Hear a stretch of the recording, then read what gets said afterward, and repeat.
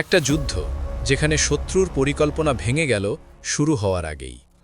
626 খ্রিস্টাব্দ মোহাম্মদ সাল্লাল্লাহু আলাইহি ওয়াসাল্লাম জানতে পারলেন বনু মুস্তালিক গোত্র মুসলিমদের বিরুদ্ধে বড় হামলার প্রস্তুতি নিচ্ছে। তিনি দেরি করেননি, সাহাবীদের নিয়ে রওনা হলেন তাদের দিকে। হঠাৎ আক্রমণে শত্রুপক্ষ পুরোপুরি অপ্রস্তুত। অল্প সময়েই মুসলিমরা বিজয় অর্জন করল, কিন্তু এই যুদ্ধের আসল পরীক্ষা ছিল এরপর। মুনাফিকরা মিথ্যা অপবাদ দিল উম্মুল মুমিনিন আয়েশা রাদিয়াল্লাহু আনহায়ের বিরুদ্ধে। পুরো মদিনায় ছড়িয়ে পড়ল ভয়ঙ্কর গুজব। মুসলিমদের মাঝে তৈরি হলো কঠিন এক পরীক্ষা। এই অপবাদের পেছনে ছিল আবদুল্লাহ ইবনে উবাই, যে চেয়েছিল মুসলিম সমাজকে ভেঙে দিতে। কিন্তু শেষ পর্যন্ত আল্লাহ নিজেই আসমান থেকে আয়াত নাজিল করে সত্য প্রকাশ করেন, আর মিথ্যাবাদীরা হয় অপমানিত।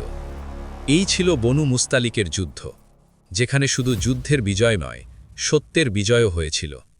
ইসলামিক আরও ইতিহাস জানতে সাবস্ক্রাইব করুন নট ক্যাজুয়াল।